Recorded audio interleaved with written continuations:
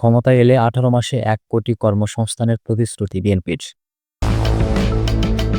শেখ হাসিনার রায় হলে নির্বাচনে কোনো বাধা নেই বলছেন সার্জিস আলম।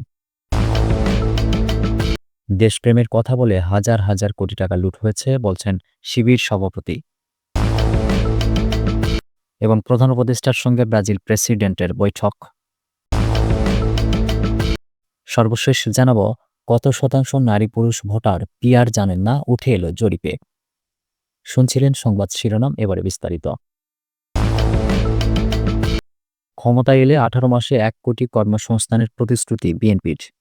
বাংলাদেশ জাতীয়তাবাদী দল বিএনপি ক্ষমতায় এলে ১৮ মাসের মধ্যে শিক্ষিত বেকারদের জন্য ১ কোটি কর্মসংস্থানের সুযোগ সৃষ্টি করবে, এমন প্রতিশ্রুতি দিয়েছেন ঢাকা মহানগর উত্তর বিএনপির আহ্বায়ক আমিনুল হক। রাজধানীর মিরপুর ১ নম্বরে ছাত্রদল ঢাকা মহানগর পশ্চিমের মিরপুর থানার ১২ নম্বর ওয়ার্ড আয়োজিত এক কর্মী সভায় প্রধান অতিথির বক্তব্যে তিনি এসব কথা বলেন। আমিনুল হক বলেন, বাংলাদেশের স্বাস্থ্য ব্যবস্থা পুনর্গঠনের মাধ্যমে সার্বজনীন স্বাস্থ্য সেবা নিশ্চিত করতে বিএনপির ভারপ্রাপ্ত চেয়ারম্যান তারেক রহমান একটি সমন্বিত কর্মপরিকল্পনা হাতে নিয়েছেন। দেশের প্রতিটি জেলা, উপজেলা ও বিভাগ পর্যায়ে মানুষের হাতের নাগালে চিকিৎসা সেবা পৌঁছে দেওয়াই এই পরিকল্পনার মূল লক্ষ্য। তিনি আরও বলেন, সুশাসন প্রতিষ্ঠার জন্য বিএনপি বিচার বিভাগকে শতভাগ স্বাধীনভাবে কাজ করার পরিবেশ তৈরি করবে।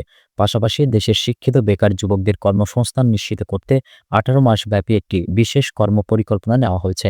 আমরা বিশ্বাস করি, ক্ষমতায় এলে ১ কোটি বেকার যুবকের জন্য চাকরি ও আয়ের সুযোগ সৃষ্টি করা সম্ভব। দলের শৃঙ্খলা ভঙ্গ বা বিশৃঙ্খলার স্থান নেই উল্লেখ করে বিএনপি নেতা আমিনুল হক হুঁশিয়ারি উচ্চারণ করে বলেন, আমরা কোনো বিশৃঙ্খলাকারী, অন্যায়কারী, চাঁদাবাজ, মাদক ব্যবসায়ী বা সন্ত্রাসীকে প্রশ্রয় দেব না। এমনকি সে যদি আমাদের দলের কেউ হয়, তবুও তার বিরুদ্ধে সাংগঠনিক ও আইনগত ব্যবস্থা নেওয়া হবে। তিনি ছাত্রদল নেতাকর্মীদের উদ্দেশ্যে বলেন, ছাত্রদল একটি সুশৃঙ্খলবদ্ধ সংগঠন। যারা ছাত্রদলের ভেতরে বিশৃঙ্খলা সৃষ্টি করতে চায়, তারা ছাত্রদলের কর্মী হতে পারে না।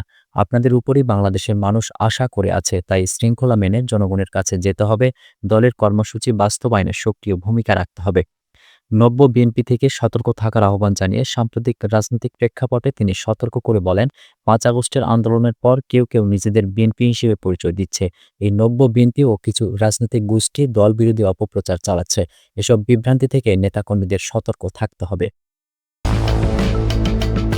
শেখ হাসিনার রায় হলে নির্বাচনে কোনো বাধা নেই বলছেন সার্জিস আলম। জাতীয় নাগরিক পার্টির উত্তরাঞ্চলের মুখ্য সংগঠক সার্জিস আলম বলেছেন, শেখ হাসিনা সহ খুন, গুমের নির্দেশদাতাদের অনেকের বিচারের রায় আগামী ডিসেম্বরের মধ্যে প্রকাশ হলে ফেব্রুয়ারিতে নির্বাচন করতে কোনো বাধা থাকতে পারে না। জামালপুরের জাতীয় নাগরিক পার্টির এনসিপির জেলা সমন্বয় সভা শেষে সাংবাদিকদের এসব কথা বলেন তিনি। চট্টগ্রাম বন্দরের ৩টি টার্মিনাল সরকার বিদেশিদের কাছে লিজ দিচ্ছে, এ বিষয়ে মন্তব্য জানতে চাইলে তিনি বলেন, দেশের স্বার্থে রাজনৈতিক দলের নিয়ন্ত্রণমুক্ত করতে সরকার কোনো সিদ্ধান্ত নিলে এনসিপি তাতে দ্বিমত করবে না। দেশের স্বার্থ ক্ষুণ্ণ হলে যে কোনো সিদ্ধান্তে এনসিপি দ্বিমত করবে। সার্জিস আলম বলেন, আগামী জাতীয় সংসদ নির্বাচনে জাতীয় নাগরিক পার্টি যে কোনো অ্যালায়েন্সে যেতে পারে, তবে এনসিপি নিজেদের প্রতীকে নির্বাচন করবে। এ সময় রাজনৈতিক দলগুলোর মধ্যে কাদা ছোড়াছুড়ি না করারও আহ্বান জানান সার্জিস আলম। এনসিপির যুগ্ম সদস্য সচিব ও জামালপুর জেলার প্রধান সমন্বয়কারী লুৎফর রহমানের সভাপতিত্বে সভায় এনসিপি নেতা মশিউর আমিন সহ কেন্দ্রীয়, জেলা ও উপজেলার নেতারা উপস্থিত ছিলেন। দেশপ্রেমের কথা বলে হাজার হাজার কোটি টাকা লুট হয়েছে বলছেন শিবির সভাপতি। বাংলাদেশ ইসলামী ছাত্র শিবিরের কেন্দ্রীয় সভাপতি জাহিদুল ইসলাম বলেছেন, যারা ১৫ বছর কথায় কথায় দেশপ্রেমের কথা বলে দেশ থেকে হাজার হাজার কোটি টাকা লুট করেছে, খুন করেছে, গুম করেছে, ছাত্র শিবির এমন দেশপ্রেমিক চায় না। ছাত্র শিবির মানুষের মাঝে এমন দেশপ্রেম তৈরি করবে যেখানে কোনো জুলুম নির্যাতন থাকবে না, লুটপাট থাকবে না। তিনি নতুন বাংলাদেশের স্বপ্নগুলো বাস্তবে রূপ দিতে ছাত্র সমাজকে এগিয়ে আসার আহ্বান জানান। সাতক্ষীরা সরকারি কলেজে ইসলামের ছাত্র শিবির ও শহর শাখার উদ্যোগে আয়োজিত নবীন বরণ ও ক্যারিয়ার গাইডলাইন অনুষ্ঠানে প্রধান অতিথির বক্তব্যে তিনি এসব কথা বলেন। নবীন শিক্ষার্থীদের উদ্দেশ্যে শিবির সভাপতি জাহিদুল ইসলাম আরও বলেন, ছাত্র শিবিরে যোগ দেওয়া আপনাদের জন্য বাধ্যতামূলক নয়, তবে শিবির সম্পর্কে জানতে আপনাদের পড়াশোনা করতে হবে। ক্যাম্পাসে আসার পর শিক্ষক ও অভিভাবকরা কিছু পরামর্শ দেবেন, তবে মূল কাজগুলো করতে হবে নিজেদের। আপনারা যাতে সফল দেশপ্রেমিক হিসেবে গড়ে উঠতে পারেন, আমরা সেই প্রত্যাশা করছি। তিনি বলেন, ছাত্র শিবির তোমাকে স্বপ্ন দেখায়, লক্ষ্য ঠিক করে দেয়, বাস্তবায়নে গাইডলাইন দেয়, স্বপ্ন বাস্তবে রূপ দিতে যা যা করণীয় তাই করবে।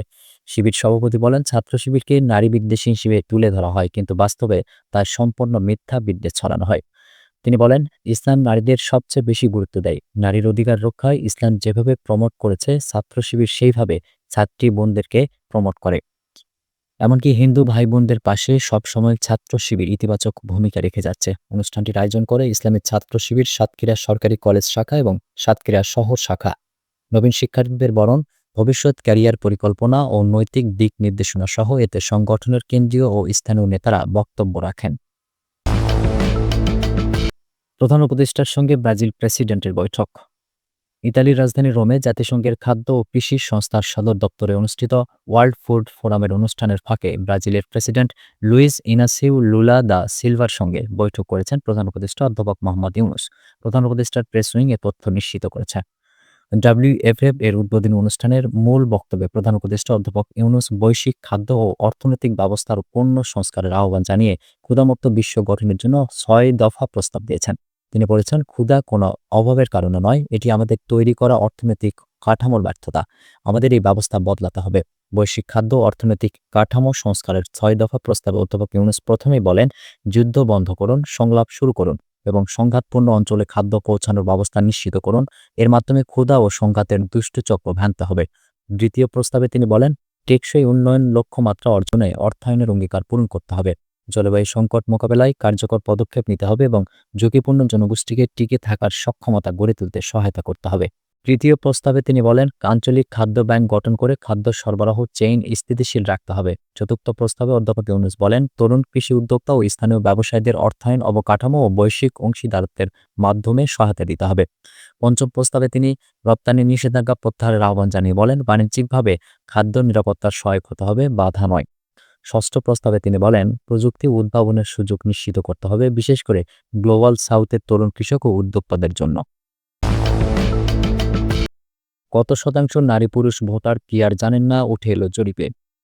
জাতীয় সংসদের উচ্চকক্ষে আনুপাতিক প্রতিনিধিত্ব পদ্ধতি সম্পর্কে শোনেননি কিংবা ধারণা নেই ৬৮% নারী এবং ৪৬% পুরুষ ভোটারের। আর ২৭% পুরুষ এবং ১৫.৫% নারী ভোটার বলেছেন তারা পিআর চান। পরামর্শ প্রতিষ্ঠান ইনোভেশন কনসাল্টিংয়ের জনগণের নির্বাচন ভাবনার শীর্ষক দ্বিতীয় দফার তৃতীয় পর্বের জরিপে এ তথ্য উঠে এসেছে।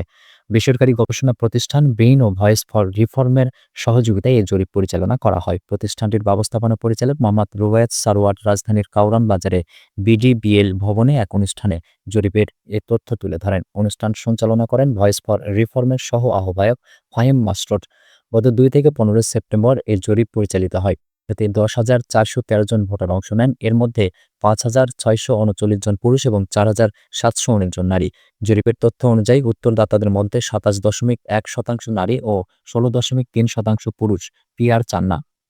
আর উত্তরদাতাদের মধ্যে নারী পুরুষ মিলিয়ে ৫৬% জানেন না পিআর পদ্ধতি কী।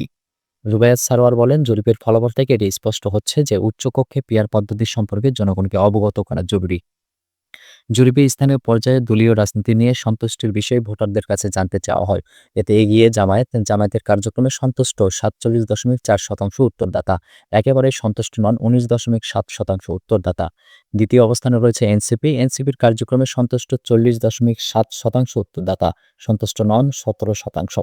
অন্যদিকে বিএনপির কার্যক্রমে সন্তুষ্ট ৩৯.৪% উত্তরদাতা আর একেবারে সন্তুষ্ট নন ২৭.৬% উত্তরদাতা। সুপ্রিয় দর্শক, এই ছিল এখনকার মতো সর্বশেষ সংবাদ। পরবর্তী সংবাদ দেখার আমন্ত্রণ রইল।